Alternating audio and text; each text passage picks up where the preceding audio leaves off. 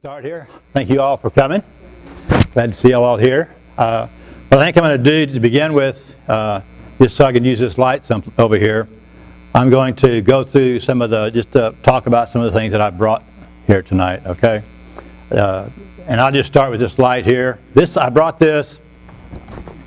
It's just something that I made to use as the coal light to light tabletop with.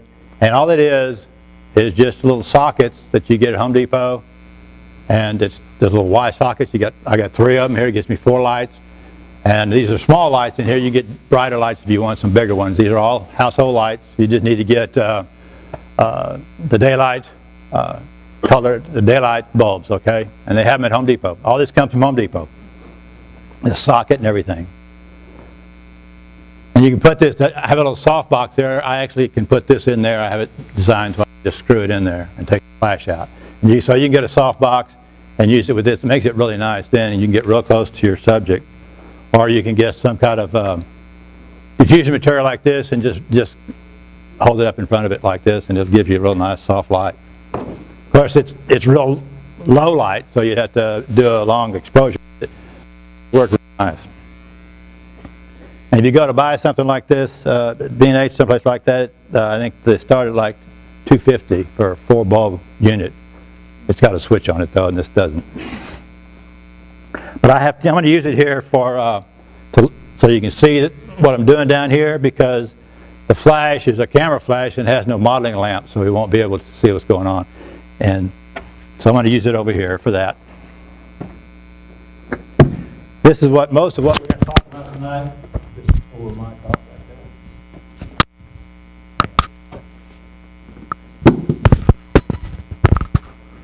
Got to get this on video here. Okay, there we go. Okay, this is foam core. This is a small piece of foam core. It comes in 4x8 sheets. You can get it. You can find it on the internet. You can buy it, have it shipped to you. You probably get it at Azle Art Supply. I believe they have it. Any camera store will have it. Competitive Camera has it. I don't know if Arlington has it or not. You can cut it any way you want. It comes with a white side and a black side, or you can get it with white on both sides or black on both sides. This is pretty convenient the way it is. You can use either side. White side, you get a really good reflection. If you want to block some light, you can use the back side, and it blocks light off for you. So we're going to put it right up here and block some of this light off y'all, so y'all can't. If this works, we'll be in good shape.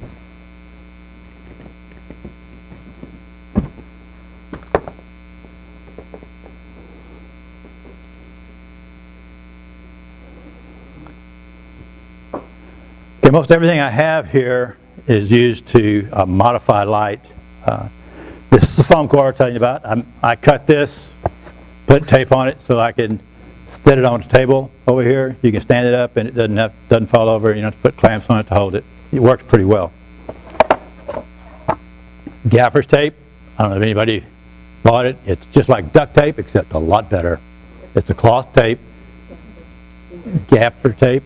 Gaffer. It's on your list. I gave everybody, in the handout there's a list of everything, so you'll have the names of everything. You can look it up on the internet. It's pretty expensive, but it's really nice.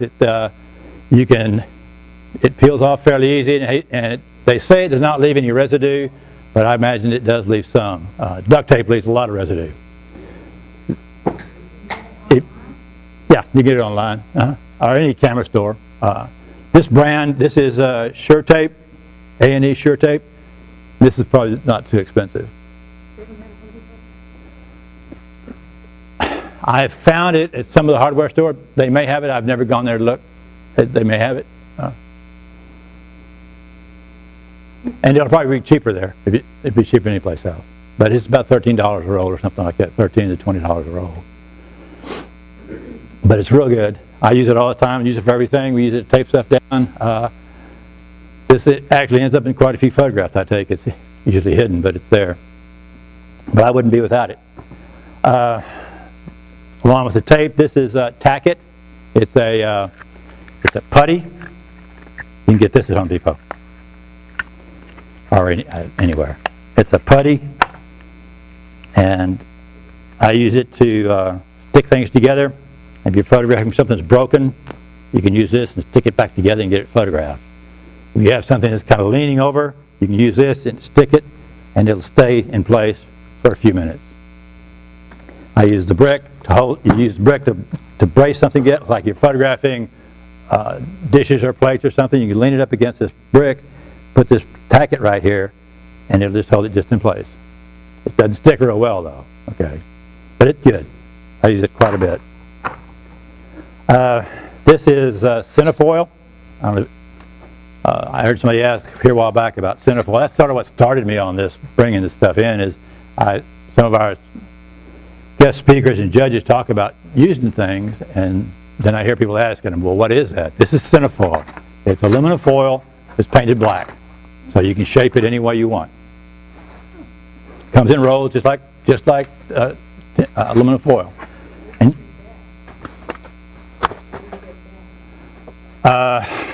you can get it, put it in the camera.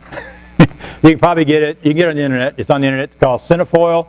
That name is there. It's also called black foil. There's about 3 or 4 companies that make it. Cinefoil is the one the generic name for it, though. But you can take. I guess I didn't bring that piece.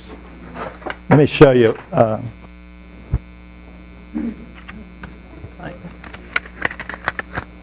This is all wadded up. I've used it a lot, but you can take it and put it on your flash, and then if you want to control the amount of light that comes out of it, you can squeeze it shut. You can make it into a circle, and you can control how much light comes out of it. It works pretty nice.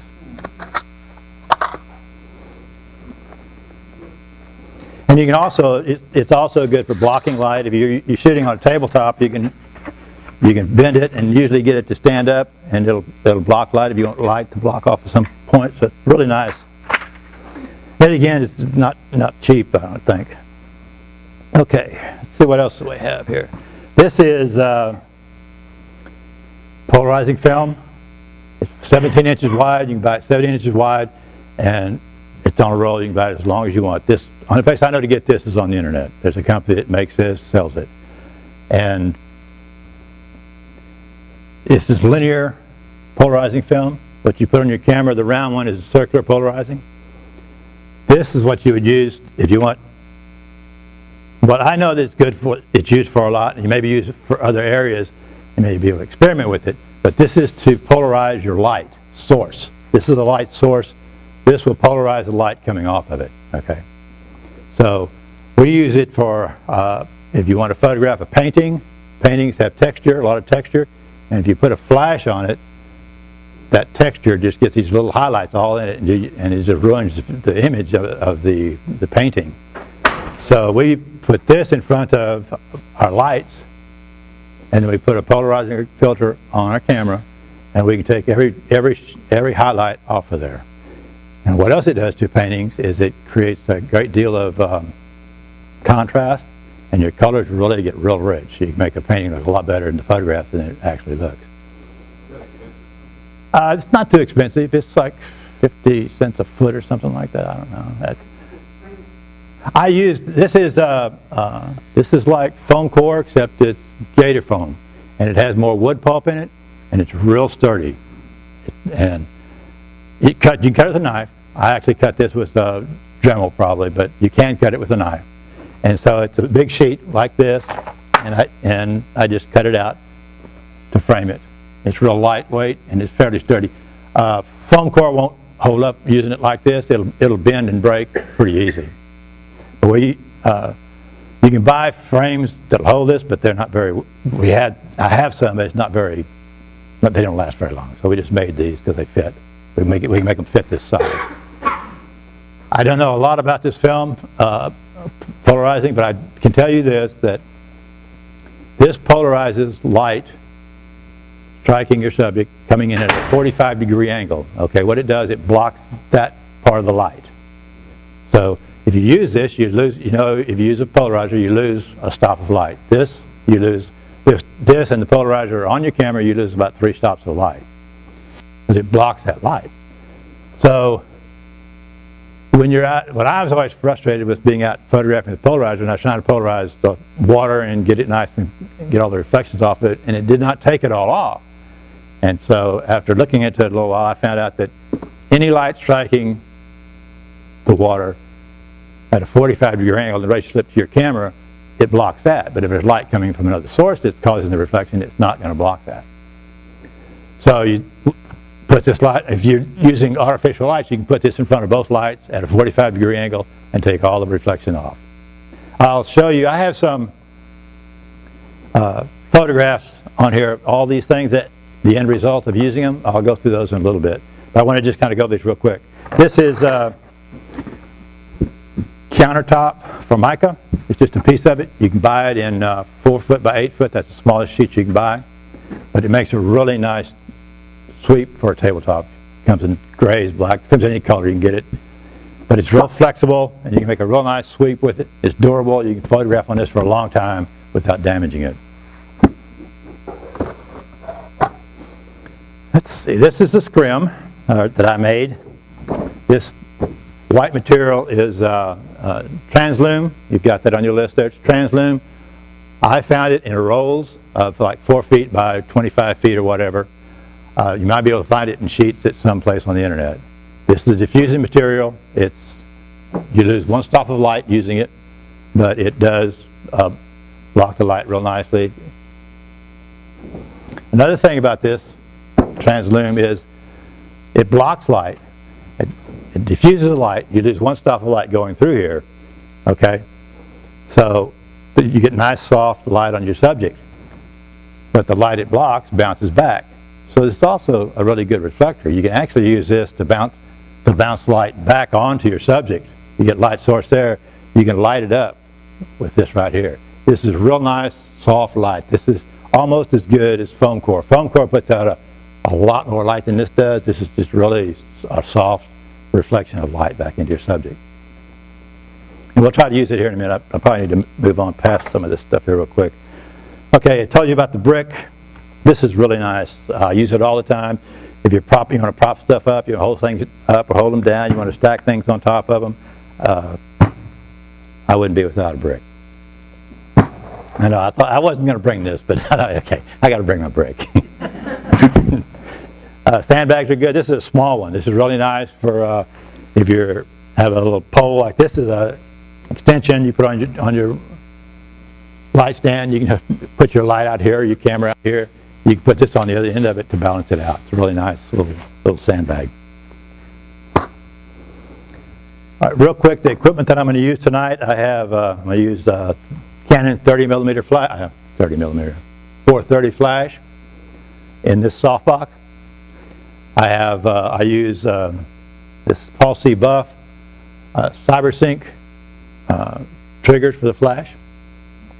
They're not that expensive. There's another one they make now. It's Pocket Wizard. Pocket Wizards are about $300 a piece. This is about 60 bucks. Okay. They're real good. They're real durable. Paul C. Buff doesn't make a bad product. If you buy anything from Paul C. Buff, you'll get a good product. They're the only people that I'll tell you that I would endorse is Paul C. Buff. Everybody else makes good products too, but I know theirs are good. I use a Vivitar wireless trigger for my camera. It's like 30 bucks. Works pretty nice too. I never had any problem with it. All right, let's see.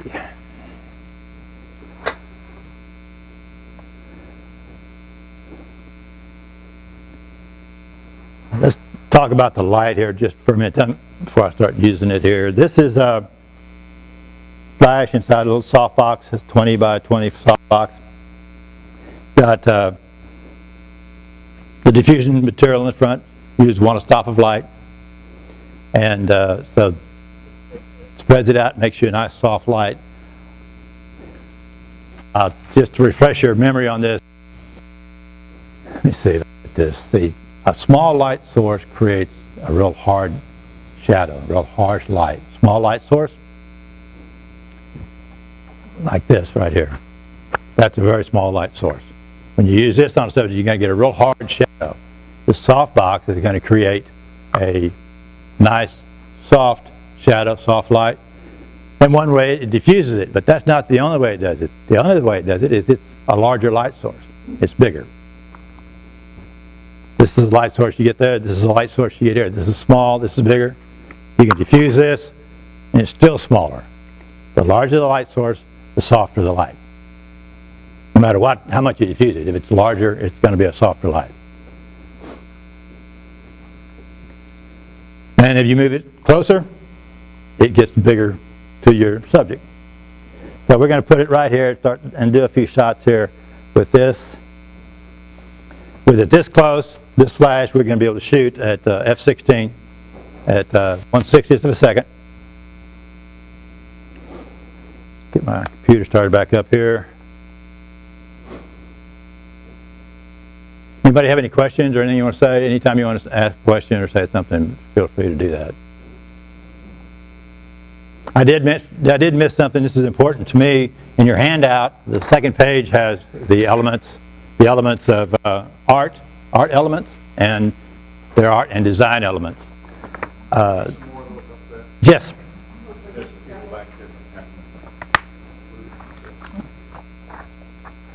Just pass it back.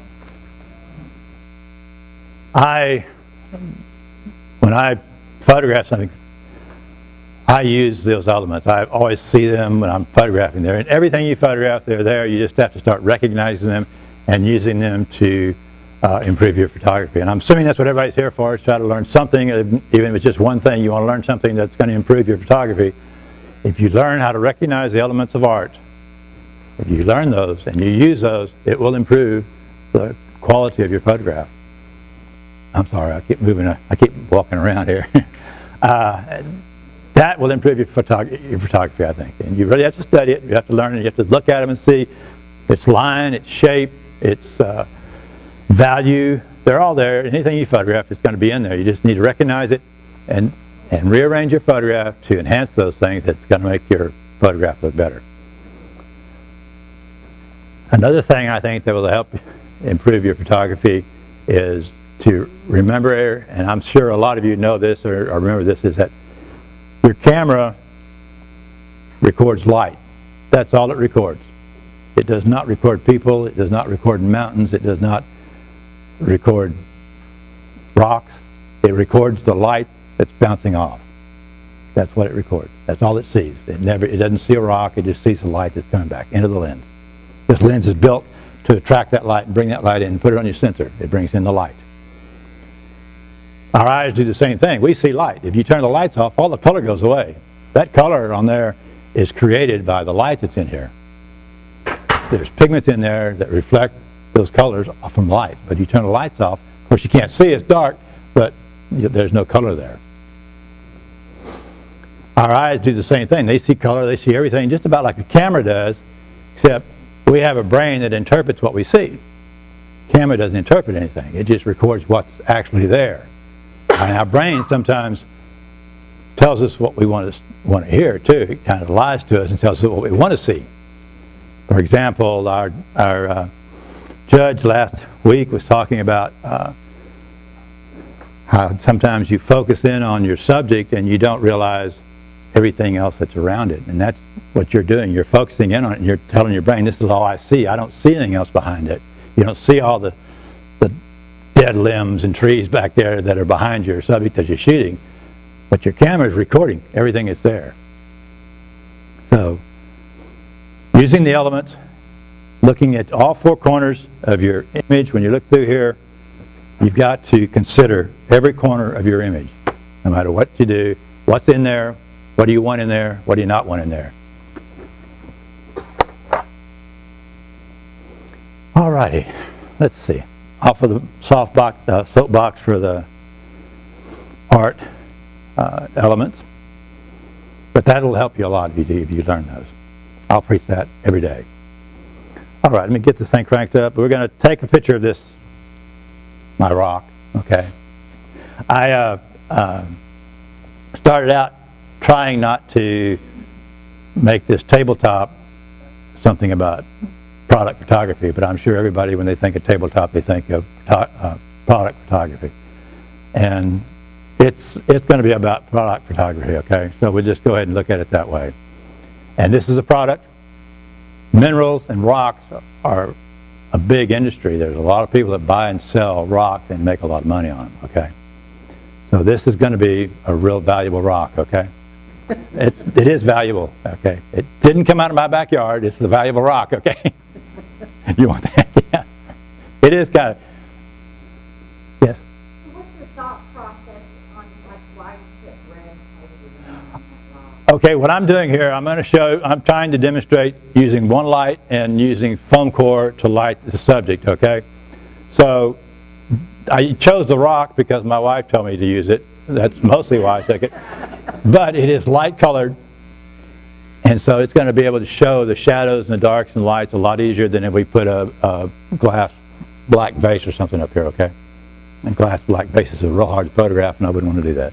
I use the color. I started out with gray. I was going to use gray because I use gray on everything. Use this a lot to photograph on. But I had the color, so I thought, let's just use the color, and there's a large contrast between it and the rock, okay? So we're going to be able to show this rock off real well, the edges, all the way around the edges. If you photograph a product, if you want to photograph a product, most people that want their product photographed, they want it well lit. They don't want any creativity in there at all. They want to light every part of it. They want it lit evenly, almost kind of flat looking. That's what they want. So we're going to light this. The first time we're going to light it, kind of light just like if a person wanted to put it in their catalog. If I can get my computer started up here. The paper, you can buy this paper in rolls. It's 4 feet by whatever, I don't remember what it is. It's 4 feet wide.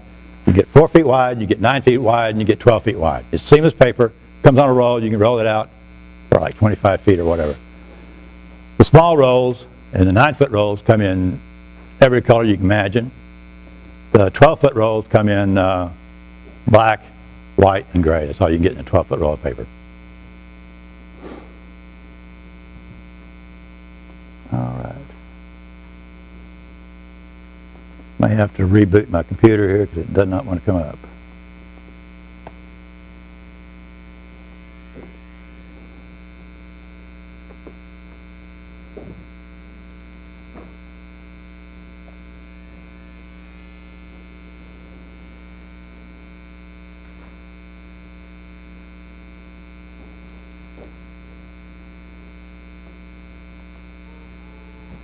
Okay. Kind of restart here. Take it a second. Anybody have any questions? Can everybody hear me all right? Am I talking okay? Good.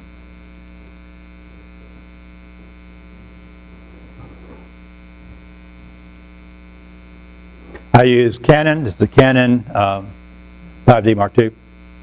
I use 100 millimeter macro lens. It's the old one. It's not the new one with the image stabilizer in it. I use it for almost everything. I cannot hardly take it off my camera. 100 millimeter. The 100 millimeter macro. Yeah, I use it for everything.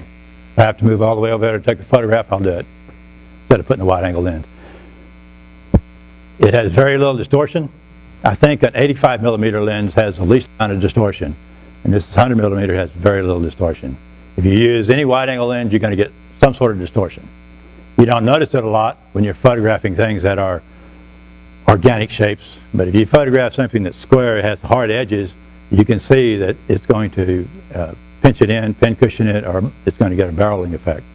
On anything that's geometric, that's a hard straight line.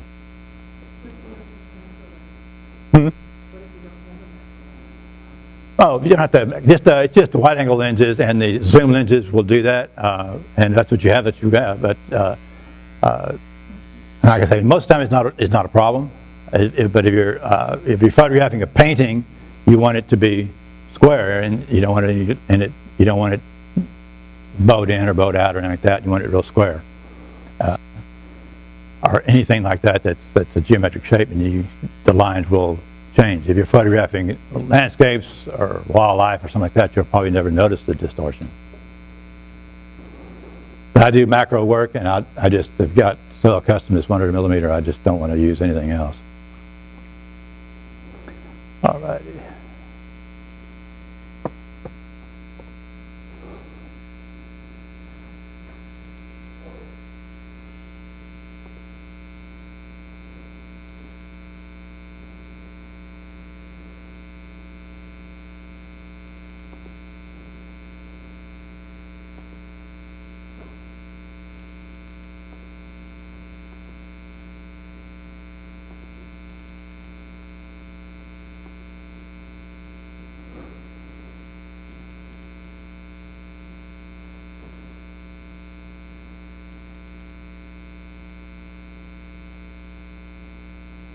These are the images that it show all the tools that we have down here, but I'll go over those later if we have time.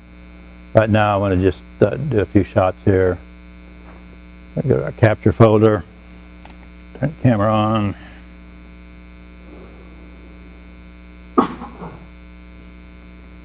Okay, we're at f16 at 1/60th of a second. I don't think I have this lined up here at all.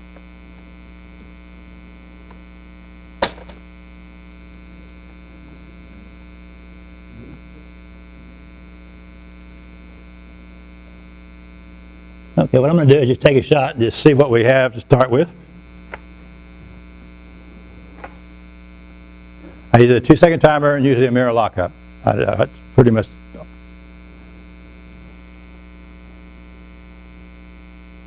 All right. That's lit pretty well. Actually, it's a little. Can the cursor shows up there? Yeah, it's a little hot right there, a little bright, but not bad. That's it. Actually, it's 202. 255 is white, so that's not bad. Got over here we have some dark shadows on the back side of the rock.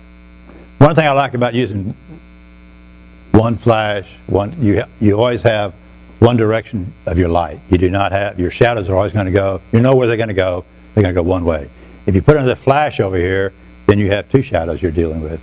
And it's real hard to eliminate one of the shadows. Yes?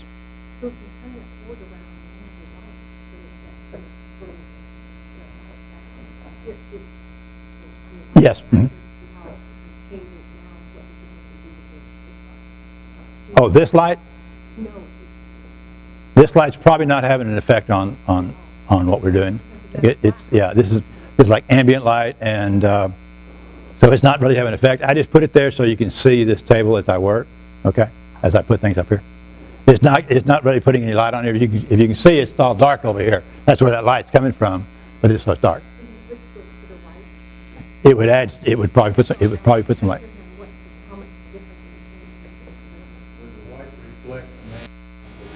It would probably do that, yes. Okay, we're going to do that though. Okay. Without that light. That light's just there just so everybody can see what we're doing. I'm going to put this right over here, and we should be able to light up that back side.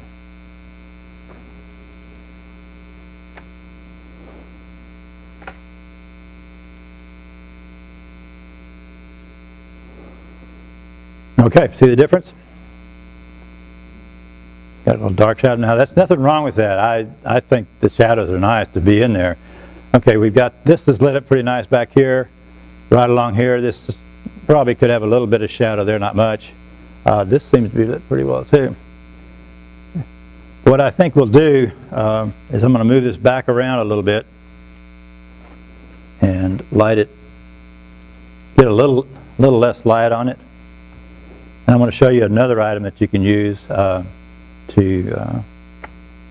add a little light here.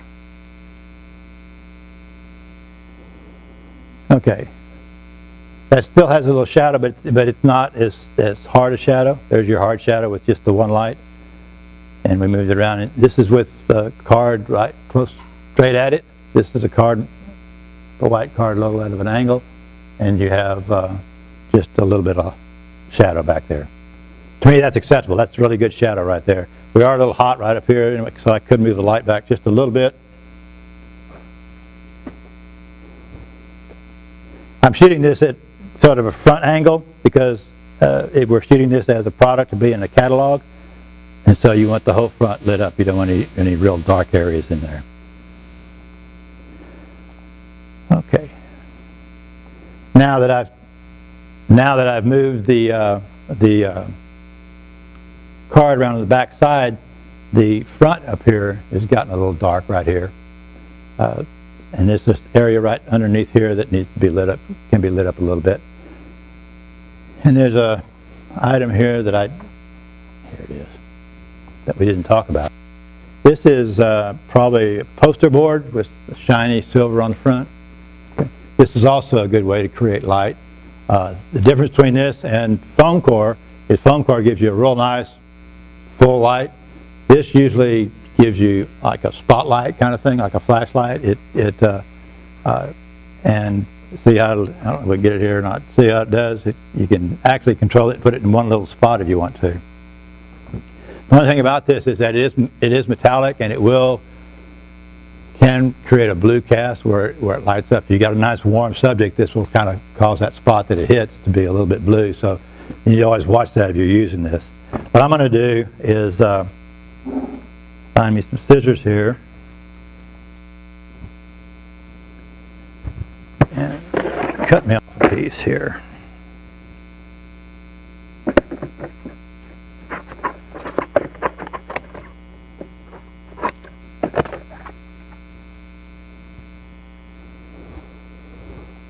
And I guess we can just bend it.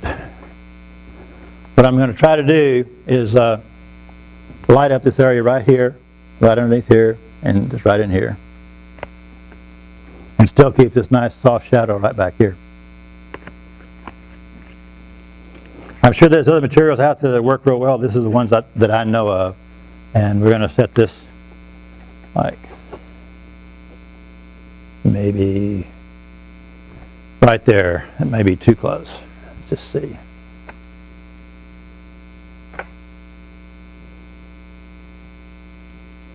Okay, you see that it lit this area right here up quite a bit.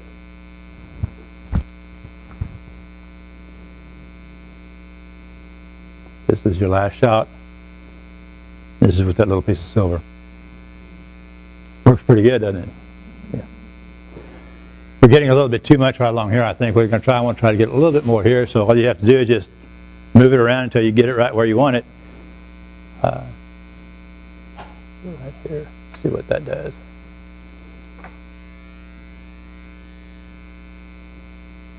I don't know if it made any difference or not, did it?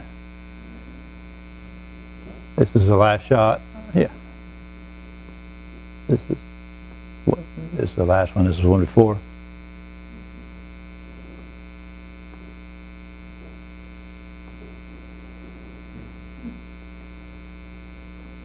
Seems to be still a little dark right in here, so maybe we can move it around a little bit, lighten that up, maybe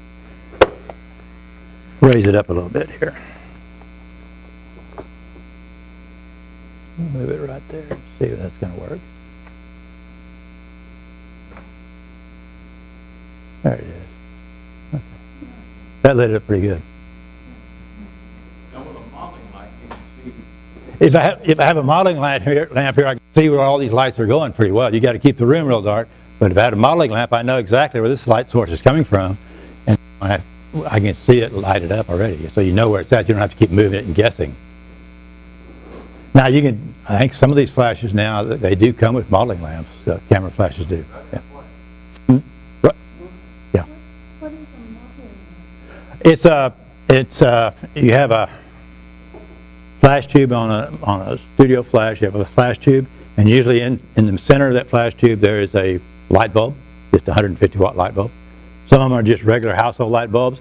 Some of them are actually made specifically to go with that flash. And so I would have a 150 watt light bulb in here right now that'd be shining, and so I could see exactly where this light's coming from, how it's striking the subject.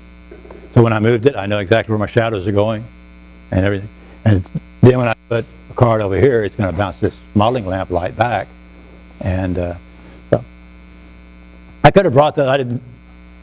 I was just trying to keep it real simple. Is that you can use something that you might already have, a camera flash instead of but studio lamps are really nice. You can do a lot with a studio lamp. But you can do a lot with one light. And you can do a lot with this thing right here. I mean, we're shooting at f/16 right now. That's pretty good for a little flash in a softbox. Yes, sir? Maybe it depends, but what are you going to do about the red cap? The what? It looks like a red cap on the bottom. Right here? Yeah, and all along the bottom. It would be for a product. So that's why usually I shoot on gray, and you won't have that. I'm using the color just to separate it a little bit easier here. But it will. That's the only thing about color that is bad. And so we usually shoot on white or gray or black. It depends on the subject. this is a good, and this stuff comes in black and white and gray. And if you're interested in getting this comes from, I didn't put it on there, it comes from Wilson Art Supply, between Dallas and Arlington. Place on 121 in Selby. Do what? There's a place on 121 in Is there? I mean, you can probably get it at Home Depot. I mean, they sell Wilson Art supplies, but you can go to Wilson Art and buy it cut 4x8 sheet. That's the smallest piece they sell. They are sort of a wholesaler, I guess. I don't know. For my, yes, it's the countertop stuff. Home Depot does sell it. Home Depot does sell They it. do sell it. Yes, they sell it. And if you look on the back, it says Wilson Art on the back. Most of it, they do sell Wilson Art stuff. But I don't know they sell it sheets like this or how they sell it.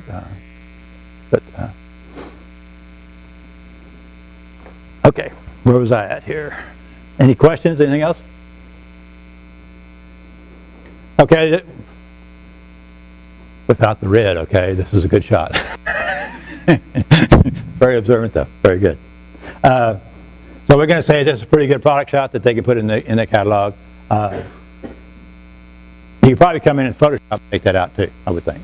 Probably take that color right out. All right, so this is the product shot. You know, I forgot that I was going to give y'all a test on this after a while. Okay. So this is what we're going to do, okay? Since we're talking about shooting a product for a customer, we're going to pretend that this is a customer that you have, and you shot this rock, and he's come by to pick at the photographs, and he thinks you did a great job, and so he wants you to do something else for him. He's decided that he has a project that he's going to do a promotion for some more products he has, and he needs a photograph to put in his promotional ads.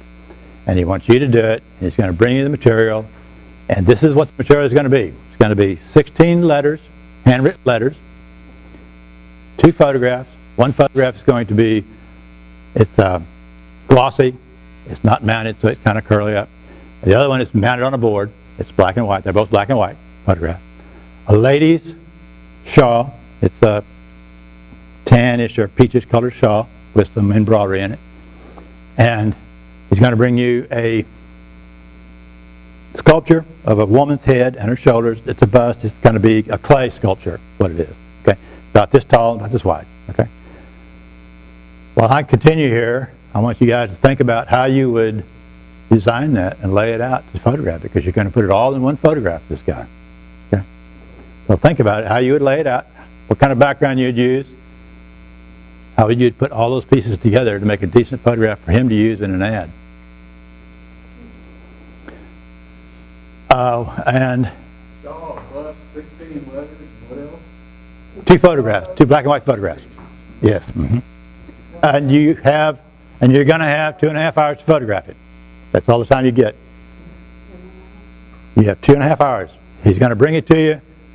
You got to photograph it. They're going to pick it up in 2.5 hours, package it up, because it's got to catch a truck to New York. Okay. So think about how you would arrange that on a tabletop. Okay.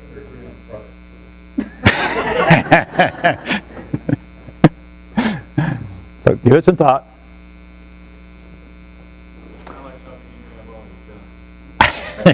It's around there. Let's say these are pieces put together, okay? But it's a good scenario. Start with one answer right now. Now we'll get to it in a little bit, okay? What's the color of the shawl? It's a beigeish or a peachish color, and it's old. It's got embroidery on it. It has some flowers and stuff on it. Okay. It's a kind of a grayish, whitish gray, a light grayish color. It's like putty or something that was made. Mm-hmm. So it's all kind of, it's not any bright colors. They're all kind of muted colors. What color are the letters? They're just paper, just regular paper. Some of them are a little lighter, a little darker paper, but there's no color to them. Are they folded? Or flat? They're all flat. Yeah, they're all flat.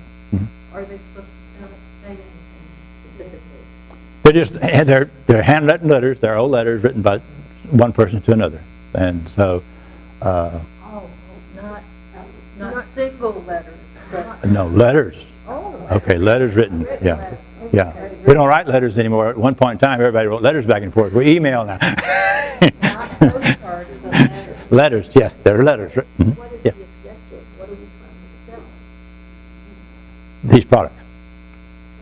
What he's- They are collectibles. They are collectibles. He's using it for an ad to promote what he's selling, okay? So that's just an ad, okay? They're not all going to be sold together. They'll probably be sold separately. But all in one picture. Mhm. Yeah. So do you have to display each letter individually? It's all left up to you. There are no guidelines whatsoever. It's just brought to you, sit down in your work area, photograph it. Okay. Yeah. Okay. Any other questions? Okay. All right, we photographed this for the catalog. So we have a little extra time, so we're going to just try to play with it a little bit and see if we can make it look a little more creative. People like to have their photograph for the catalog, where they put the description and their price and everything. They like that photograph to be well lit. But if you do a cover shot, they will accept a creative color, a creative image for the cover. So even though they won't say that, they will. If they have the choice, they're going to pick the most creative one you got there, as long as it shows the product well. So we're going to move this light around a little bit, like maybe right there.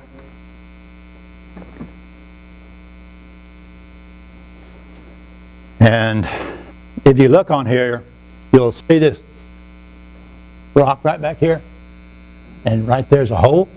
It's dark. So we might be able to light that up, make the front a little darker, and light that up and make this look a little more creative than what it is. So we're going to move this over just a little bit.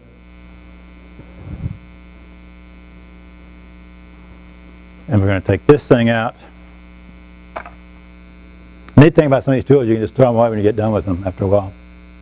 And we're going to take this. Well, let's take a shot right there and just see, because we don't have any modeling lens. We're just going to take a photograph right here and see what we got.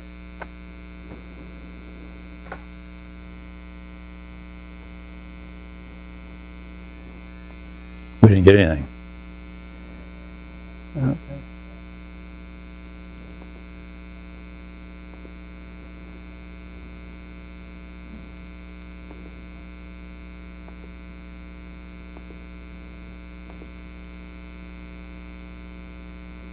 Try it again.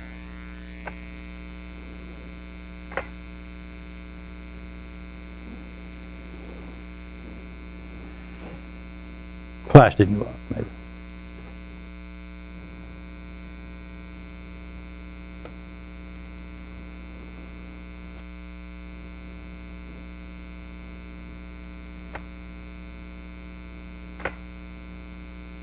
Okay.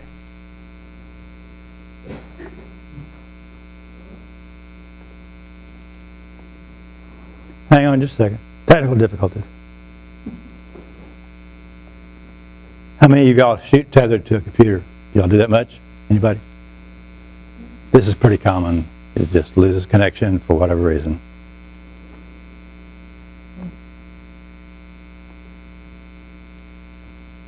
And we have a spinning wheel right there. I don't know if you see it or not. Yes, it's right up there.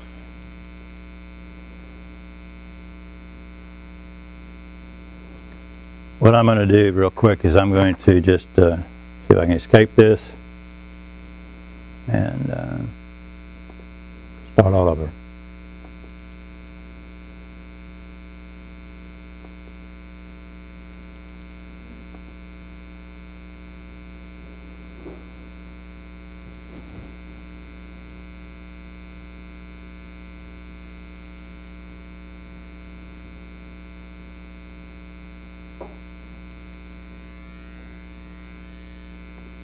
Okay, there's our shot that we took.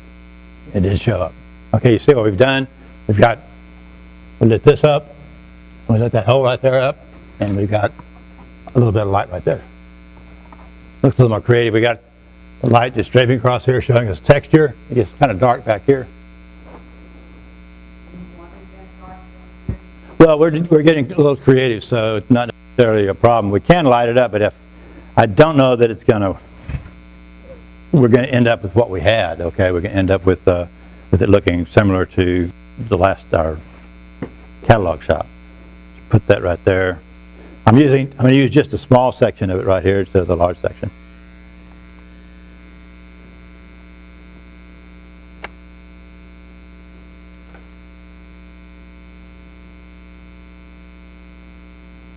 Well,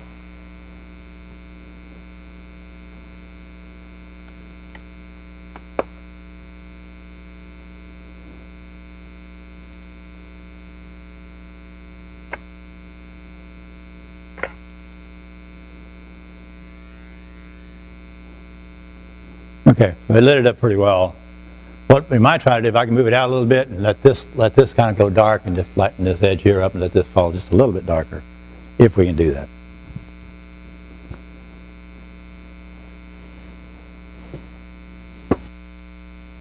I just moved it in a little bit closer and out this way just a little bit.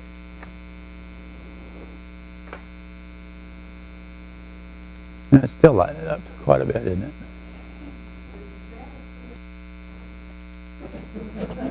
Do what? No, it's not. It's really not valuable. It's called a Bernie. Well, my wife calls it a Bernie rock. It came from Bernie. And if you go to Bernie, and if you can get out in the country and in the pasture, you will find these everywhere. Yeah. In the hill country, you can go to Kerrville. It's in Kerrville, I'm sure.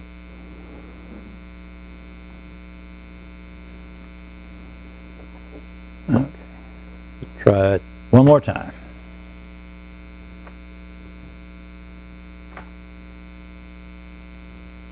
I got that right in front of the camera. That's not going to work. Okay. I guess I should look in the camera, shouldn't I? Anybody use live view very much? On your camera? Okay. In your Canon cameras, I don't know about Nikon, they're probably pretty good. The Canon camera, the autofocus in live view, in this camera right here, is not very good. It will, for some reason, when it overlaps the foreground and a background, it will focus on the background almost every time in live view. Yes, I do. But sometimes photographing a painting, it's flat and it's sometimes written. They're usually kind of soft themselves, so it's real hard to focus them manually. So the autofocus makes life a lot better. Photographing paint. The what? The live view and the autofocus is somehow tied together? I don't know, but if you use live view, you can autofocus to it. It's got a box here, and you can just it'll autofocus. But for some reason, on this camera anyway, I used to use the 5D. Well, 5D didn't have live view though. 5D was a good camera, a lot better than this, I think. Okay, that didn't work. So let's try something else here. Let's just, probably be a good idea to get rid of some of these.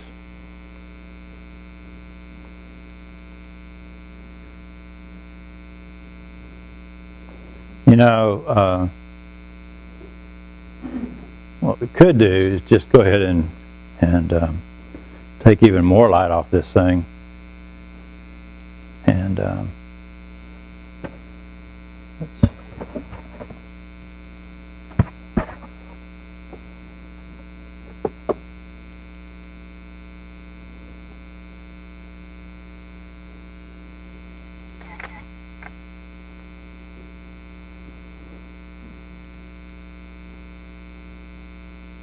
okay, move it just a little bit more out.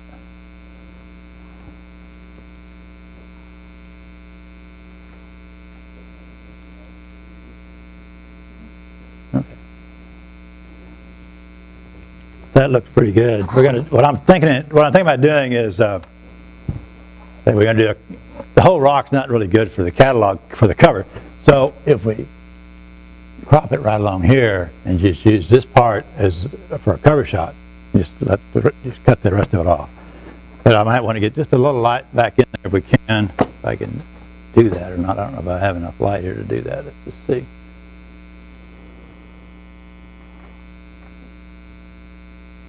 Okay. What I wanted to do is be able to get just a little light on this so we have it in the image. It'll look better. So now what we can do right here is we can either just take it and crop it, because we're going to have a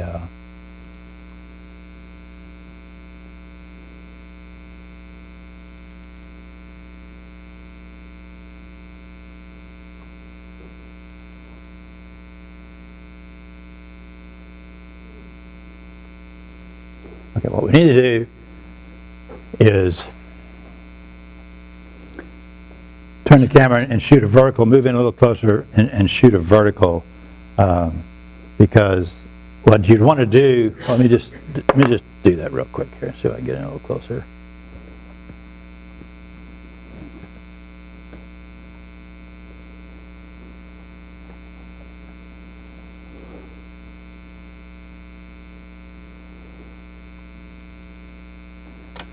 I'm going to lower the camera a little bit, because if you when you start getting in close, you start losing your depth of field, and so you want to get your camera pretty well straight on with the subject. That way you'll get more in focus that way.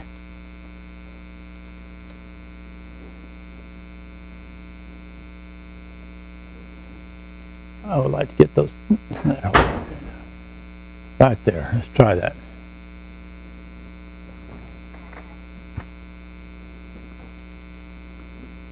Okay, we've got it cropped. The crop went over with it, so we're just going to uncrop it here.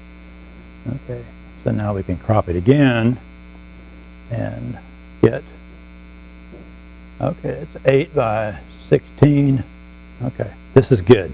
This is pretty good. We'll crop it there. Okay. Now this works pretty well for a cover, because if you cropped it just a little more, which I think we can, let me look at it again here and see. Yeah, we can crop this down right there. Right there. And we need to take some off the bottom too.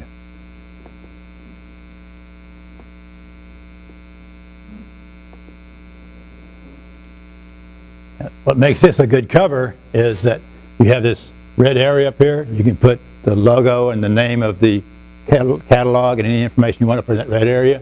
You've got a dark area down here, but you still have little highlights.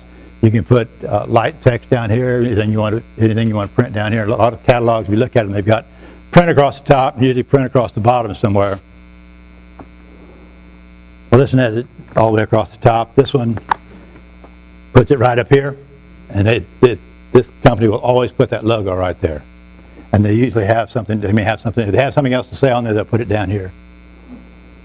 So this would work pretty well for that, although it could be improved a little bit.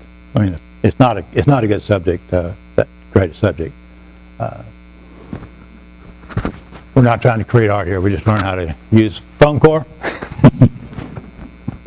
and photograph a rock. Okay. What else we can do, what time, anybody have the time? How are we doing on time? Huh? 8, okay. What I want to do is move the light around the other side and photograph, shoot the light back through the back holes there and see what we got. The nice thing about this flash, and there's no cords, you don't have to drag any cords around.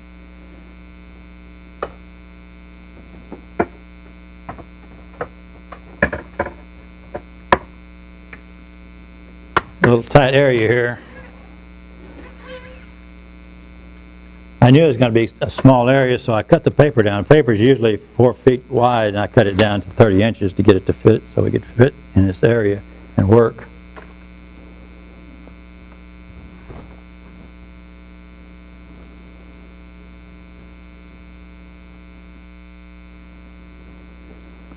All right. Got to put the foam core back on this side. And take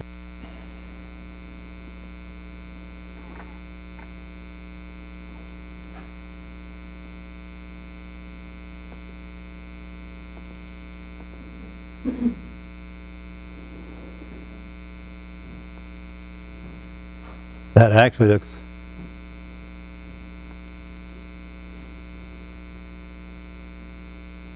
a lot better than this shot here, I think.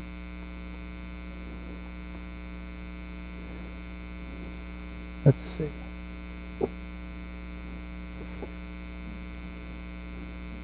I don't know. Which one do y'all like? Like this one? That's a better shot, isn't it? With the, like the other one? The other one was f-stop lighter. Lighter? You just done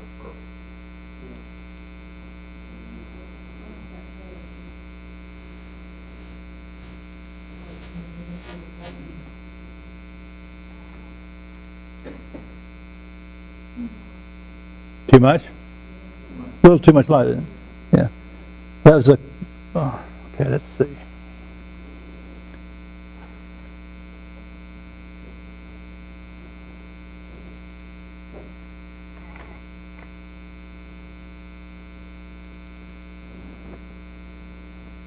Still get, is that too light now? I don't know what I did. Okay.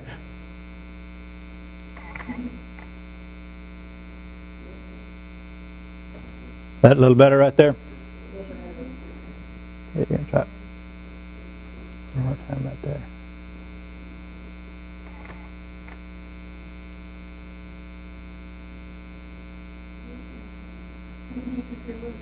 Shiny reflector down Yeah, I think it would work. I think.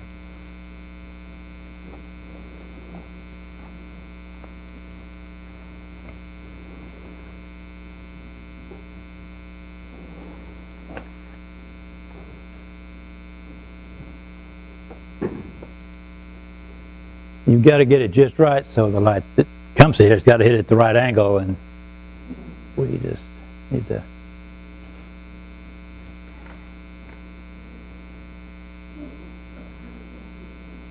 Didn't get any light on it, did we? Probably.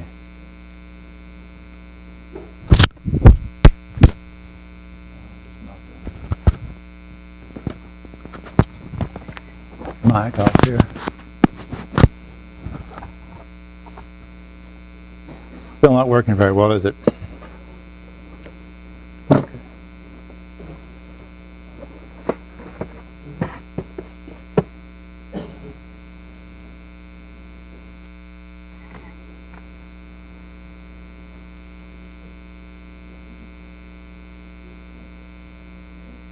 That looks pretty good, except that need a little bit more down bottom down here.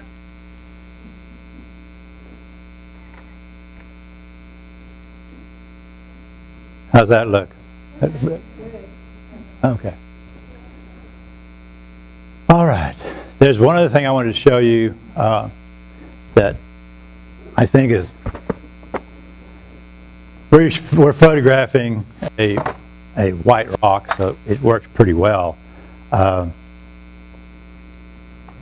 If you're photographing something that's dark and you need a lot of light on both sides, well, let's see.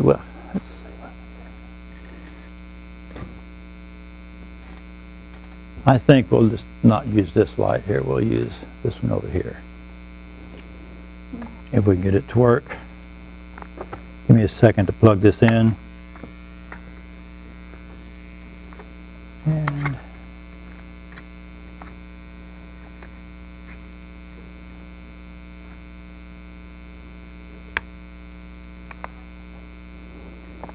we're going to use this scrim right here. This clip. Get these at Home Depot too. They're real nice. They're good exercise too.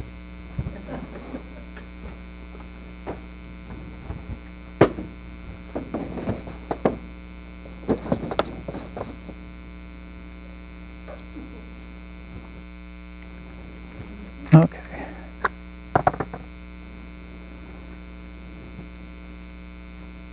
I'm going to just fire this one real quick and make sure it's going to work.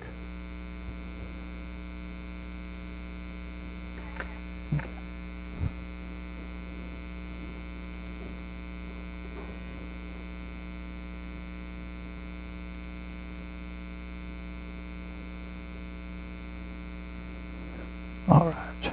Let me turn my camera back around also, because we want to light up the back side of it a little bit.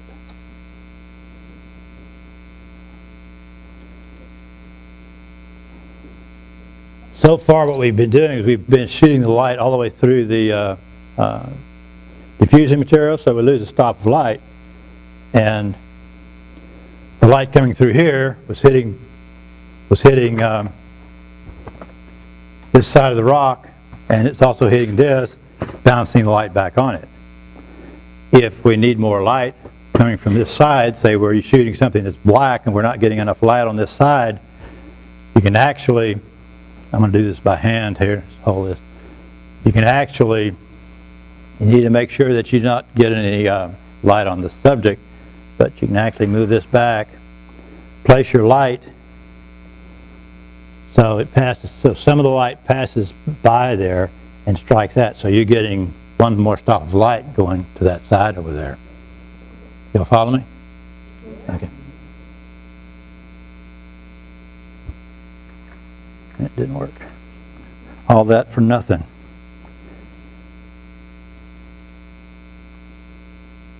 Okay, try it again and see.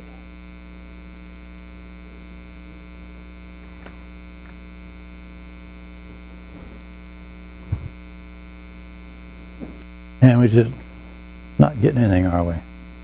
Not going our way right now. Let's see. Why are we?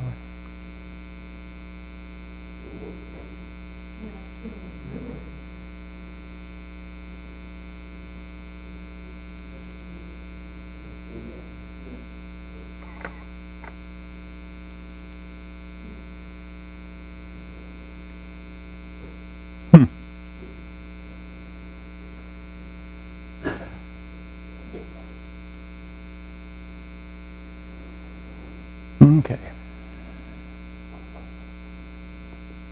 There we go. Oh, we got a lot of light on that one.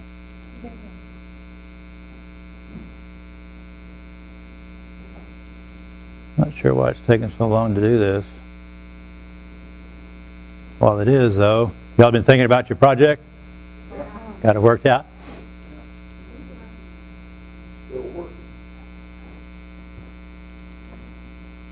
Alrighty, there's nothing I can do with this thing, just let it go, I guess. Let's see. See if we can make it quit. Setting up your little flashes, do you always have them at full power? No, they can be set. This can be reduced to 1/4 power, 1/16 power. It's on full power now, which is probably could be too much. But usually when you use it, shoot it through here, you need it at full power because you lose so much anyway. That's what I think. Yeah.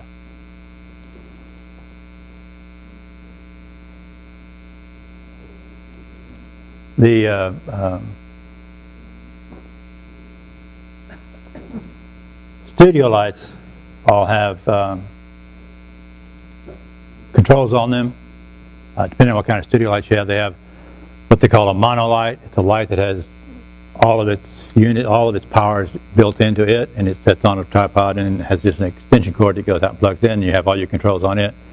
Then they have a studio light that has a power supply that you plug in 4 or 5 light heads to, and all the cords run out from there, and you control all of them equally from there. So the monolights may be a better light because you have individual control for each one. The power boxes have some control. You can get 200 watts to one light, 400 watts to another light, or you can make them all even.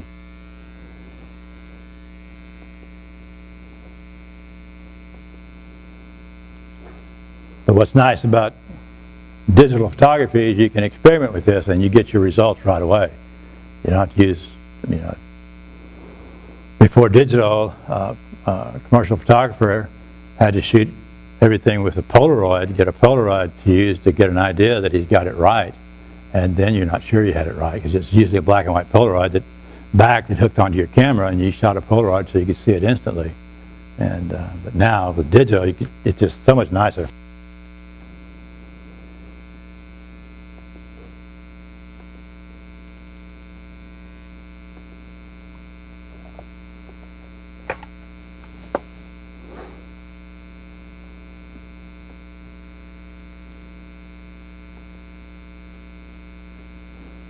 Capture One software you got, Yes.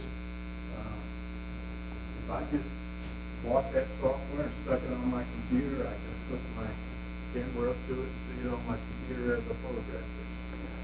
It doesn't do live view. You can see it this way. When you take the shot, it will show up on your computer, yes. Mhm. And it looks like that's an Apple product, so it doesn't come in Windows. Yes, it comes with Windows. It's not an Apple product. I think when they started they more lean to Apple, okay? Lightroom will do it, though. You can do it in Lightroom if you have Lightroom. Sure, yeah. Lightroom is real slow. When you do it, it takes a long time for your image to come up. Capture One is a lot faster for your image to appear. What does that run cost-wise? Capture One? I think it's $300. Lightroom is what, 150 or something like that? Well, you're shooting JPEG tonight. Now, I'm shooting JPEG. That makes it faster. Yeah. Whereas if it was for teach, you wouldn't be shooting. I'd be shooting RAW. I shoot everything RAW, yeah. Yeah. I just shoot and capture because, JPEG it makes it even a little faster. It comes up here a little faster. But even in RAW, this Capture One is a lot faster than Lightroom.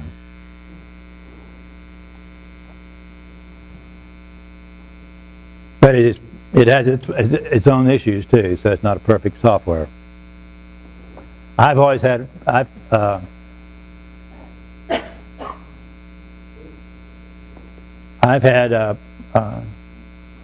to me it seems like Lightroom is made for PCs. It's not made for Apple, because I really have trouble using Lightroom. I have it, but I don't use it very much. This seems to be more for a Mac person than Lightroom does. Although Lightroom is made by Adobe. All right, I'm sorry we're having a problem here.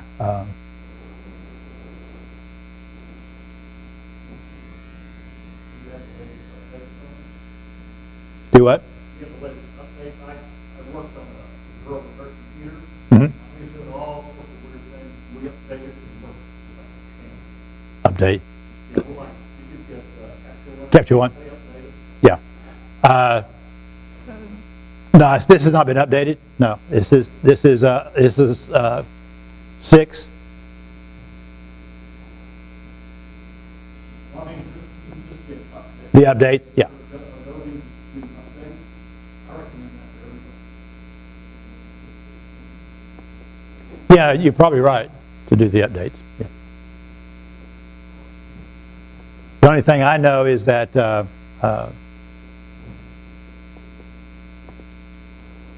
sometimes, like Lightroom, if you have Photoshop 5 and you get Lightroom 4, they don't work together anymore. You got to go up. You got to go up to Photoshop 6 to use Lightroom 4. Yeah. I mean, you can still do it, but they don't work together. Yeah, I have the same problem. Sure. I think it's CS5 and they've got Lightroom. Yeah, CS5 and Lightroom 4. Yeah. As soon as I upgrade to CS4, they don't. You can't transfer the files anymore. Okay.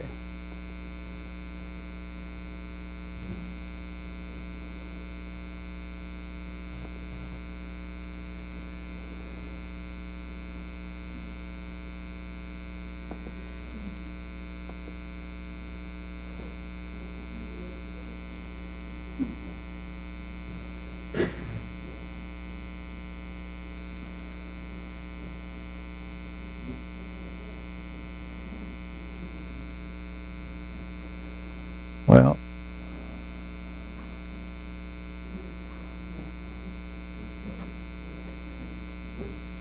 I don't know what to tell you here. Just one second.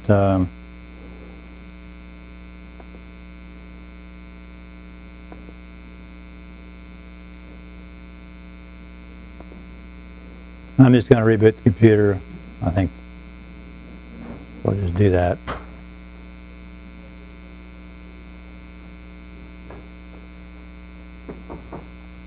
This is, I'm sure y'all are familiar with colored gels. These are colored gels. You can put them over over your flash, and And usually it doesn't work much. You don't want to get it on your subject or anything like that, but they're real nice to light up. If you have like a gray background, you want to make it color, you can use this and create quite a few different colors on your background. I don't know if y'all saw one a while ago. If this thing comes back up, I'll show you some background. There's some ways to use that. If I can get Capture One going again.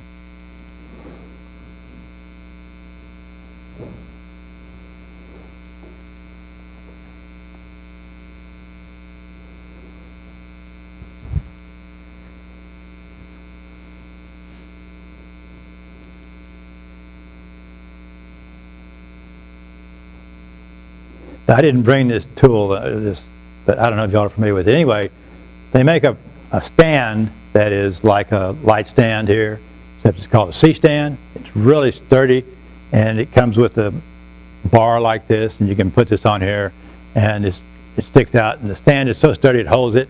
You can take this and,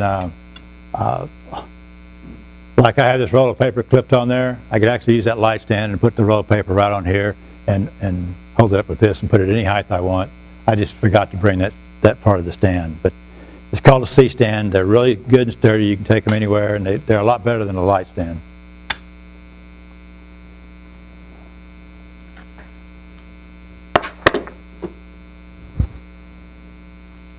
And I would suggest, if anybody would be interested in getting this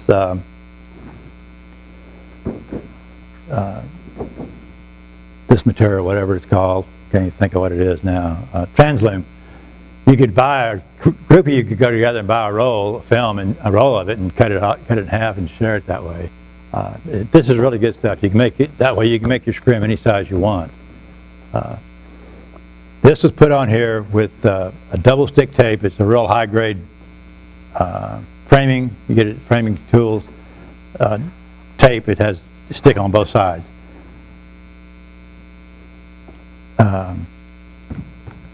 Elmer's glue will not stick to this.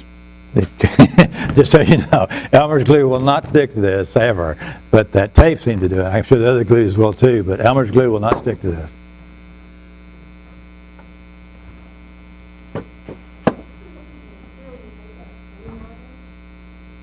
Do what?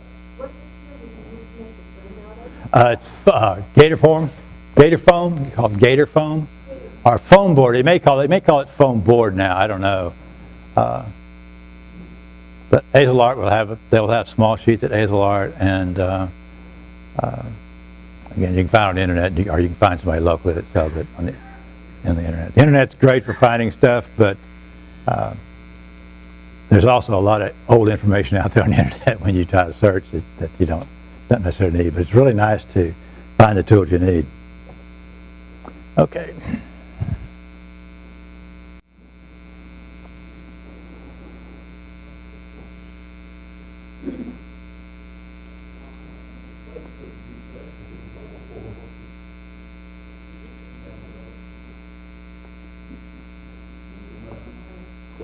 What's that?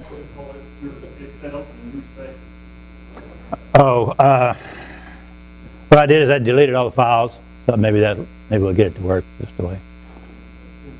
And we're going to go select folders and see. Okay, there we go. The background on this was done with colored gels. I took some green, some orange, some yellows, and kind of cut them in pieces and just taped it in front of the flash and fired it at the background, and got that nice color for this circus figure. I had to make sure this is a gray paper. I had to make sure that none of the light was falling on the color light was falling on the subject, because it would change the color of the figurine, and we wouldn't want to do that. Okay. So also that's with the colored gel. On this one here, I had one light coming from the top, and then I had behind it had a flash with the colored gel on it to light up the edges here. Those are rock. They're made out of rock heads, and they're like a axe head or something. They're like this, and you got the eyes and everything carved on each side, but they're like this. I had to stand them up, and I did use my bricks in this photograph to keep them from falling over. When I was saying that your camera records light, and that's all it records. In this instance, all it's doing is recording the light that's bouncing off of this image right here. This is gray Formica, this right here. It's this stuff. That's what this is.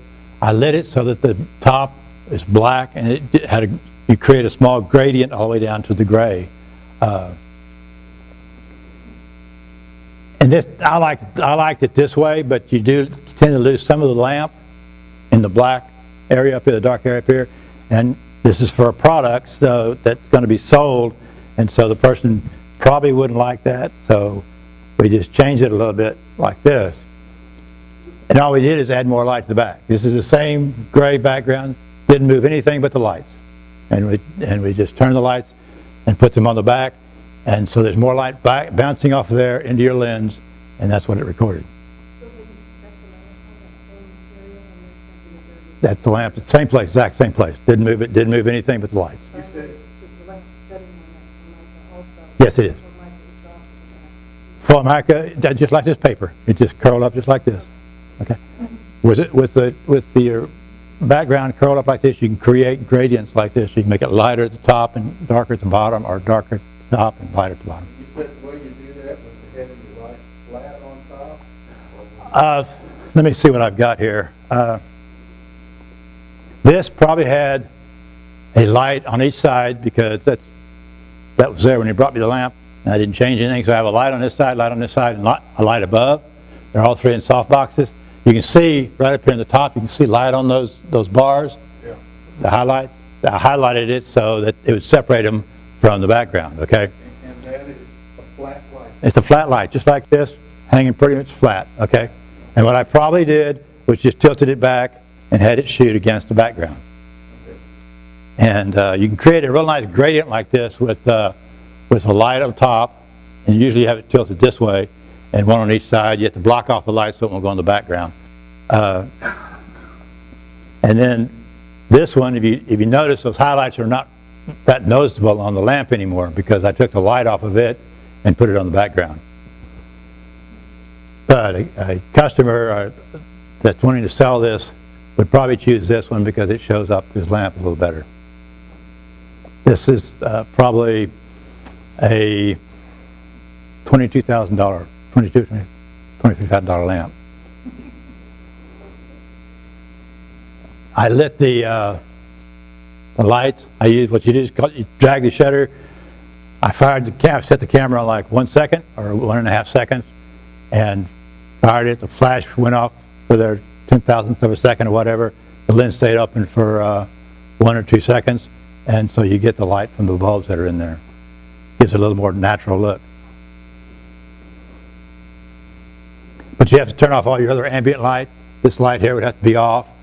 If you have modeling lamps on, you have to turn the modeling lamps off because they would be involved because you're recording all this light at 1.5 seconds, so you're going to get a lot of the ambient light. So it has to be dark in there to do that.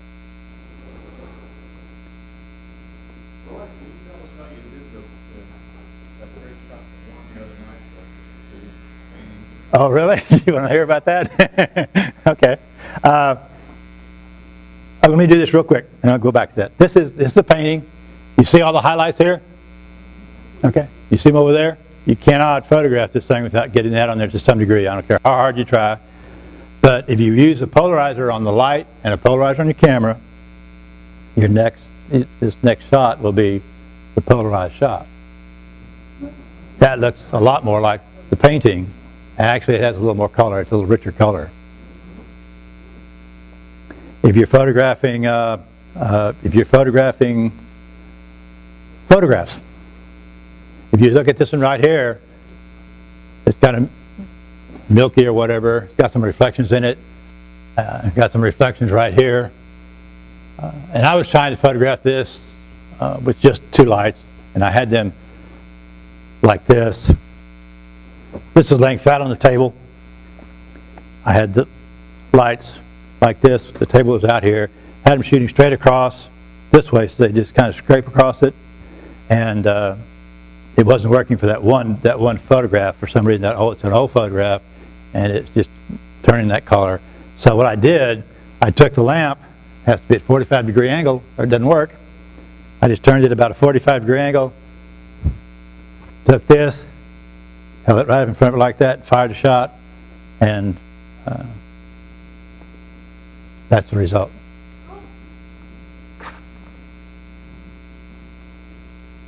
This is without the polarizer. This is with the polarizer. And it actually straightened it up too.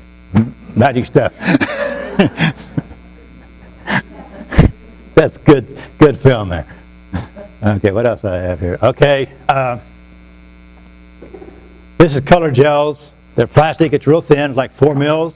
You can buy clear plastic in a roll at Azles or places like that. It's about 3 feet wide.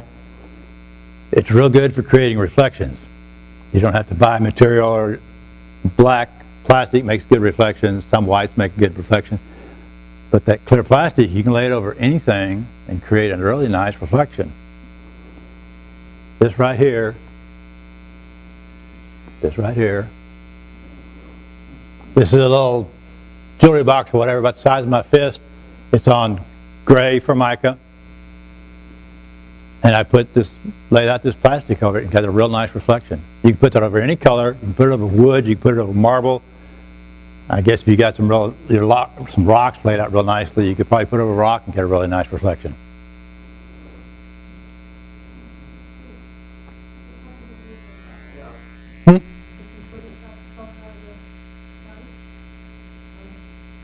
Photoshop.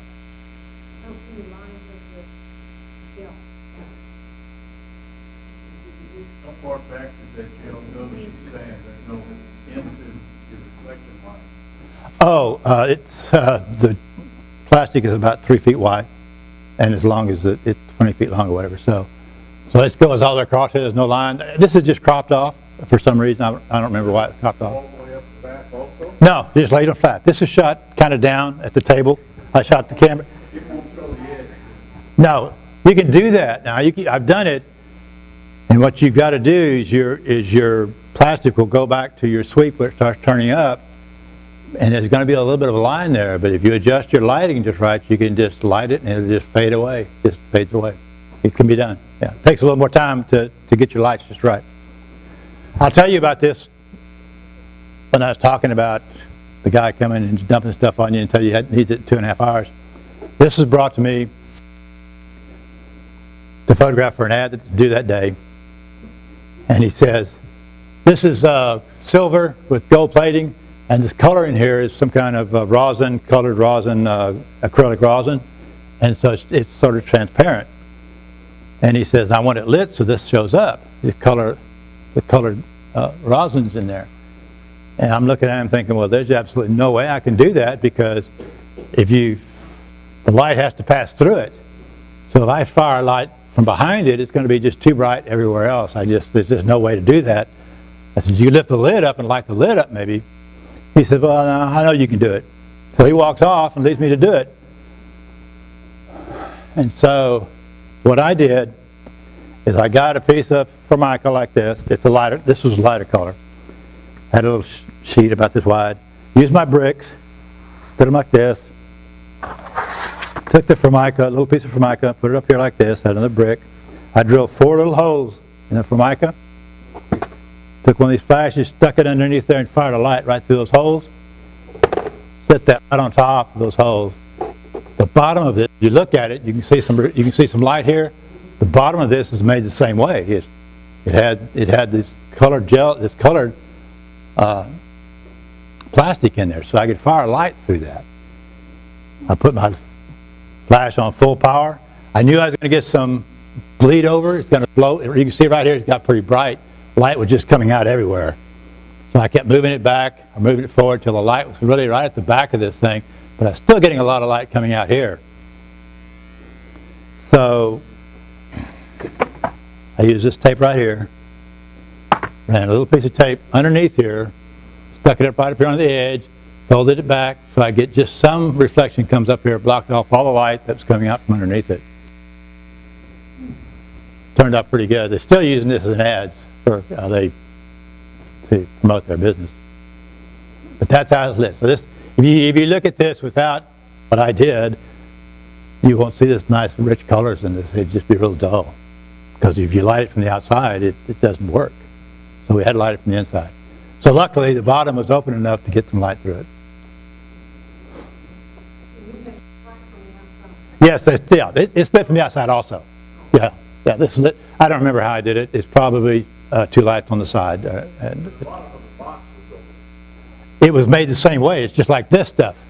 Okay, it had gold in it and it had this colored plastic in it. So I could get enough light coming through there.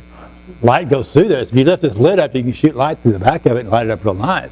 But I couldn't light the whole thing. So the bottom had this grid work in there with the plastic in between, which let enough light go through to light the whole thing up. You can see it right here. If you look at it right here, this is a reflection of the bottom, and you can see this mesh wire in here. In between each mesh wire, there is this colored plastic.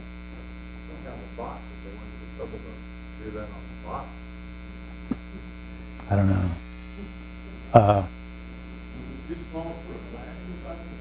Yeah, it's about the size of my fist. Okay.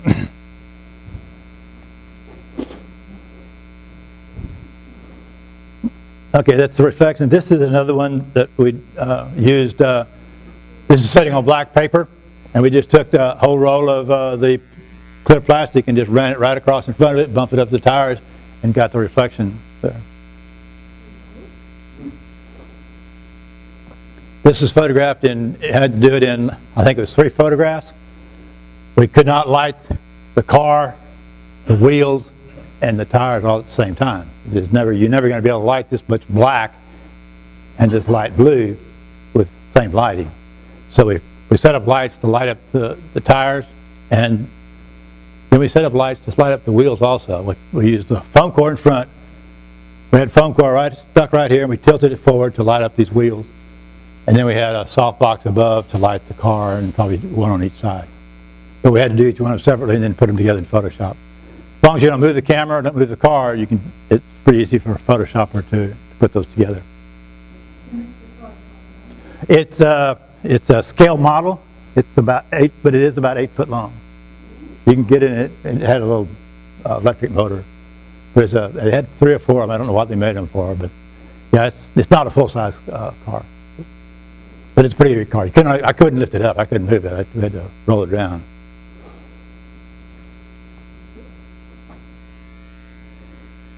Let's see. Okay, this is, excuse me? Where is it? It's in a warehouse. It's in a warehouse, yeah.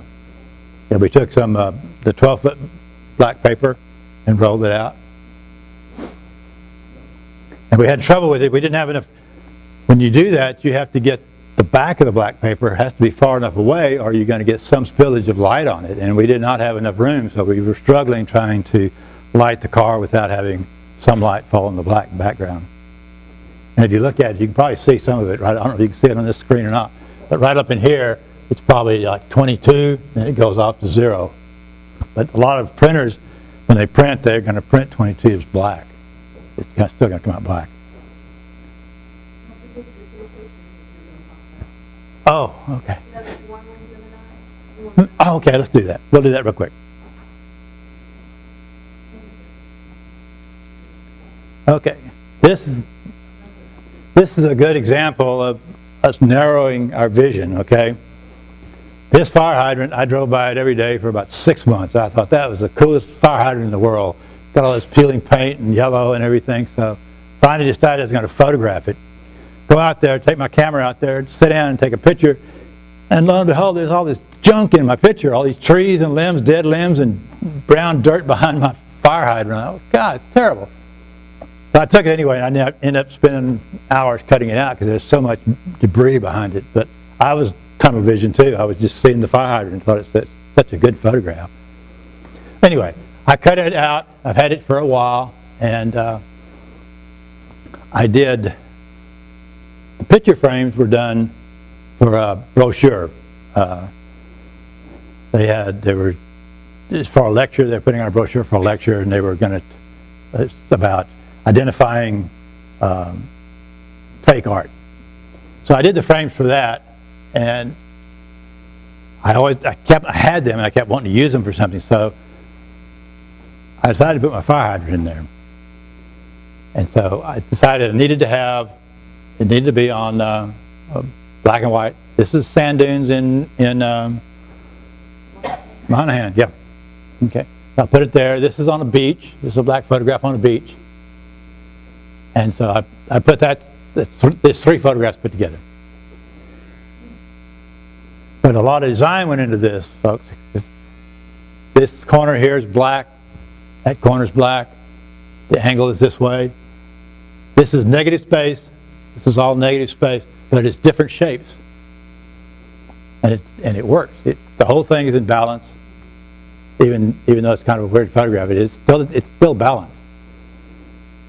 One thing, did anybody notice one thing about this photograph that would be maybe go against rules?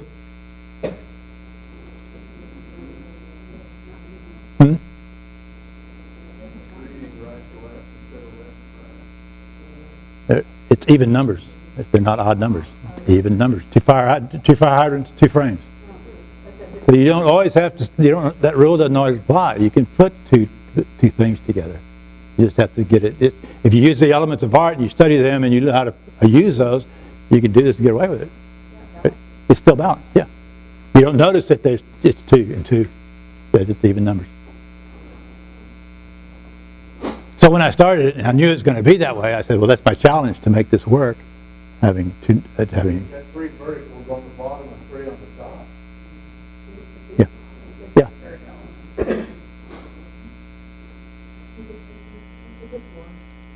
Yes, it's asymmetrical. Everything, if it's not symmetrical, it's asymmetrical. No, that's not really. Asymmetrical really means that it's almost symmetrical. So if it's, this is not asymmetrical, I would think not, because symmetrical, if you draw a line right in the middle of it, everything on this side has to look exactly like everything on this side. It cannot vary at all. It's just like a mirror. You draw a line down the middle, this is all the same as this. If you fold them over, they all match. If you move one item out of here, then it's asymmetrical. Okay. If you move 10 items out of here, then it's no longer asymmetrical at all. It's just an image. In a art history book that I have, they're referring to an image in there that's symmetrical, and you can look at it and say it's not symmetrical. There's one person on this side that's different than the person on this side. There's a man here and a woman here. Now they're all similar shapes and everything, but it's not symmetrical because there's 2 different people in there. Although they're in the same spot and everything else is pretty much symmetrical.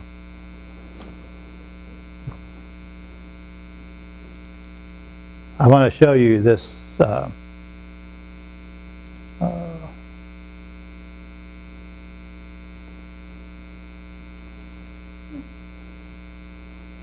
I shot these. These are shot with just one light laying on the table, sitting across here. I wanted to create these shadows and I wanted to create this look. But this area right here seemed to be fairly dark, and I thought it'd be good to lighten that up a little bit. But if you use another light over here, you lose all your shadows in here. So what I did is I took a little piece of this silver,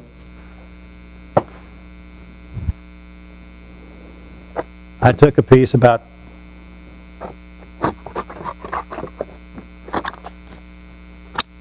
this size right here, and I took it and held it right down here like this until I got it. I can see it because I have a modeling lamp on over here, so I can see what I'm doing with it. And I got it to where it was reflecting on here, but not doing a whole lot down here. And so the next shot, I don't know if this is the next shot, but this would be the final shot we did anyway. If you look at it, you can see that it did light up the paper, the shadows a little bit. Took out some of the shadow, but not all of it. But let's just hang on just a second here. Okay, that is close up. That is without the silver reflection, and that's it lit up. You can see you get a lot more detail right up in here, and you get a little highlight all the way across here, and this area down here is lit up a little more. It's just fine tuning it is not necessarily anything great, but it did make a difference.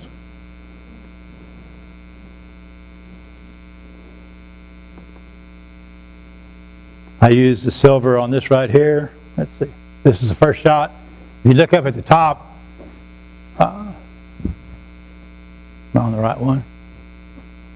Got to be the right one. On the top, it's, and this one, it doesn't show up that much, does it? Yeah, okay. That's a lot brighter up at the top. It's kind of dingy up there in the top, right where the frame is. Just use a little piece of silver, held it right down underneath it, and lit that top part up there. Just made that little bit of difference. Instead of moving, if I moved the light to adjust that, then I have to move all my lights, because once you move one, then everything's out of whack.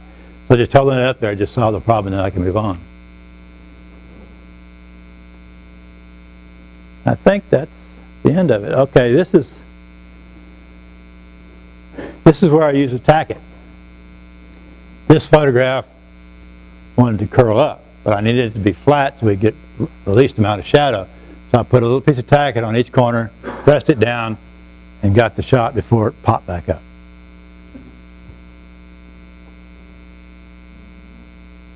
Okay, so anybody got any ideas on how to shoot that? Oh, wait a minute, I forgot. When he brought all the stuff, he actually decided he wanted to add an item to the photograph, okay? He wanted to add a dark wooden jewelry box to it.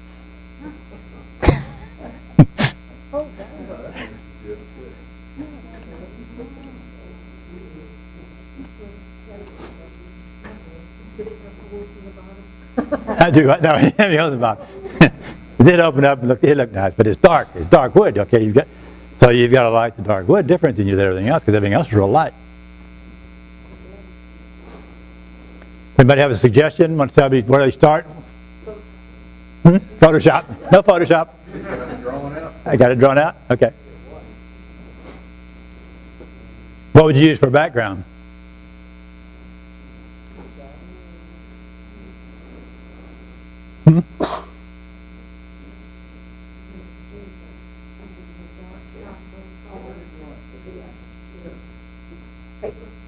Yeah.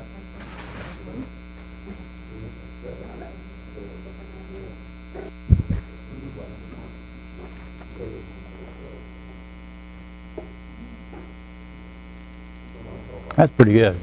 Yeah, that's very good. I quit on mine when I That's saw real hers. nice. I hadn't thought about draping it over the sculpture. Pretty nice. Yeah. Anybody else have an idea where you would start? Yes. When you were talking about letters, I was a little confused. Were you talking about letters that will occur in the gap, or were you talking about something that's physically being blocked? They're written letters. Paper letters. Like cursive letters. Well, letters like Like, yes, you read a letter, somebody writes you a letter. Yeah. Yeah. I got an idea, but I use the shawl as the backdrop. There you go. That's good. And then I put the dummy, The dummy. laid the letters out like cards, Okay. and the two photographs in front, and now I'll add the box to the back. That's pretty good. Yeah. do they want to bring in the detail? You said it had a really nice detail. Shaw? Here you can. Yeah. Don't flatline it, you will. I use it as a background. That's what I did.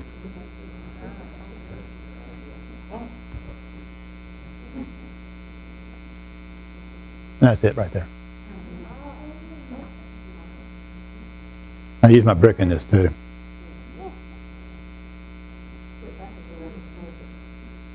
This is a little bright. These are, you can read these. If you zoomed in on these, you can read these letters. Okay.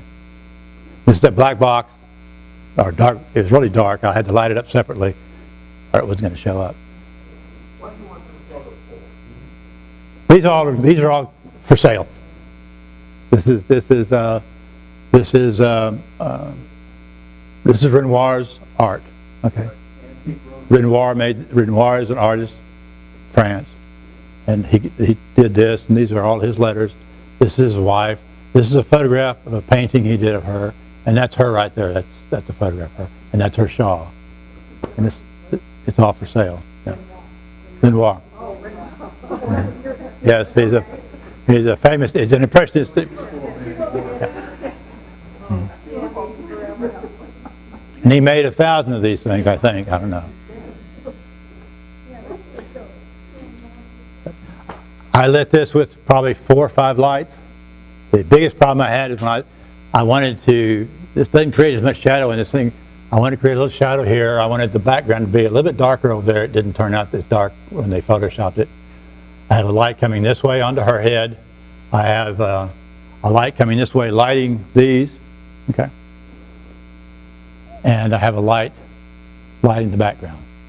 One light lighting her and these 2 pictures, one lighting the background and one lighting this. And I had to add another one to light this. Okay. But I had to block the light from it off of here because it's going to be too much light. So I had to put a big piece of foam core in front of it just so enough light would light this up. And she was creating a big shadow right here that was really dark, and it's really hard. It was going to be just too dark. It's just not going to look good. I'm going to have to change everything. So I've got to figure out a way to lighten that because I didn't have much time with it. So I got a big sheet of this silver and put it right over here to reflect enough light in this area to lighten that shadow. It didn't take the shadow out, but it got it light enough to where it's acceptable. Before it was just so dark, it just took away from everything else. And since we're going this far, that's what it looked like when I was photographing it. This is a light that's lighting this box. I think I just had a reflector over here lighting these things up. Is what? Table is the same height. It's a level table. Yeah. No, it's not tilted. These are sawhorses, and it's a flat right here, and it sweeps up. This is a sweep all the way up to the top here. This is foam. This is a Formica. I just use it.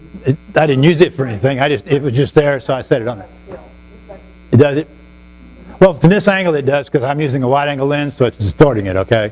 My camera is right there with a 100mm lens, and it's just photographing this right here. So I'll step back to photograph the whole room with a wide-angle lens, so it's going to be somewhat distorted.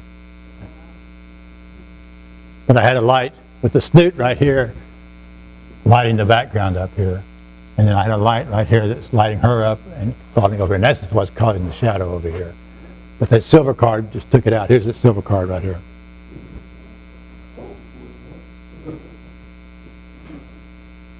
And I used this flash to light my camera up so you can see the camera. It's good that you drawn the dark. It needed that. It needed that? I don't know. I was halfway through this when they brought that jewelry box. It worked out fine. Mm-hmm.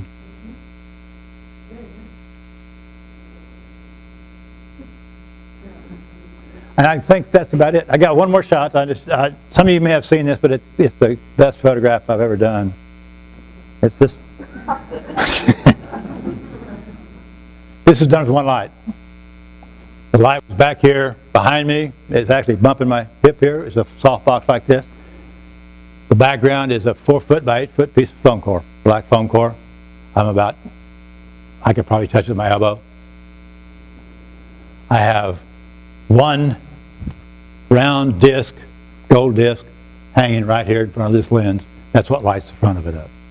And it gets the light from the back. What I wanted to do is I wanted to rim light this whole thing all the way along here, my shirt and everything. I put on the black shirt.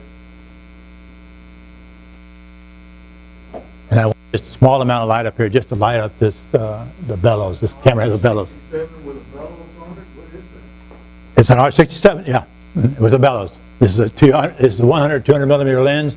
This is a leaf digital back.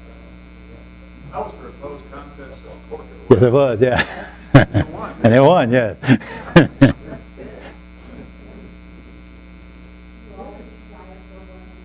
I use ISO 100, yes.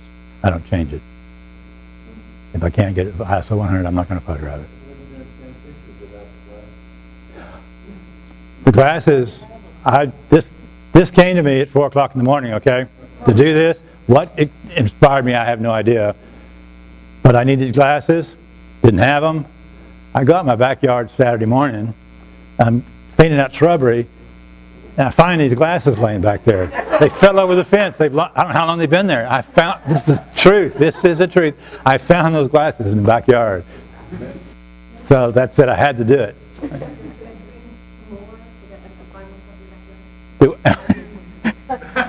Yeah. Yeah. All kinds of stuff. Do what? That picture, you can use it on your card? Yes. Mm-hmm. Some of the things that I did this is, what to me, this is design that had to work. The glasses up here had to be parallel with the camera. They could not be tilted, or it wouldn't look right. My hands had to be just like they are, or it wouldn't work right. I had to have my head faced like that. I can't look through my camera and get this. So my face is actually in front of the camera. It's up in front of the camera. I'm not looking through the camera at all. I couldn't get the shot. I'd be getting shadows and everything. It wouldn't work. So I have a 2-second timer, flip the shutter, jump back over like this, 17 times. Yeah. Just called the wife and had her click. Well, I did this. Yeah, no, I was by myself when I did that. I did this at 6 o'clock in the morning, and most people aren't up at 6 o'clock working, so this happened at 6 o'clock. Took about an hour, I guess. Do you ever use green screen or anything like that? No. No. I've used no, just white, gray. Also, have you ever refused to, if somebody brought something in that's so bizarre that you say, this isn't going to work, you refuse to do it? I don't refuse anything. Never have. Never. Don't refuse anything. I'll take a job that I can't do and then figure out how to do it before I get it done. First job, huh? First job I ever did, I photographed a dance studio. I was starting to start. You go to dance studios, have their recitals and all that, and they get their kids photographed in their costumes and all that. I went to this dance studio and pitched her to do her job, to do her kids, and she said, okay. So I had never done this before, so I told her I'd like to come in and do a few test shots. So I went in and did some practice shots with her kids, and ended up getting the job. But I didn't know what I was doing, and it turned out to be a real good business because she was in business for a long time. And I thought it was a dance studio with maybe 20 or 30 kids. She had 300 kids there. I spent a whole week photographing kids at this place. But I did it for another 10 years too, and yeah. Go ahead. Well, I'm still trying to figure out why the shiny aluminum board reflects the blue light. Well, it's a silver, so I guess when your camera records it, it tends to be a little blue on some things. Okay, if you're doing it on pottery or even on this rock, I think it will have a little blue cast on it.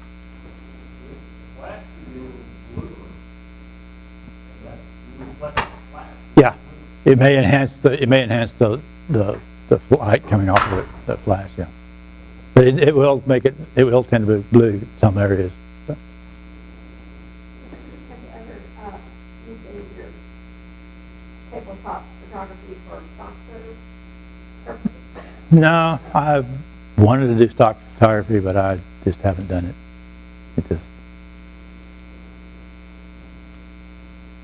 It would be nice to, but I just either didn't have time to it or I wasn't motivated enough to do it, one of the two, I guess. That's it. Anybody got any questions? Any more questions? Well, I hope it was helpful to you and you learned something. Learn to use the elements of art, though. That's very important. Thank you.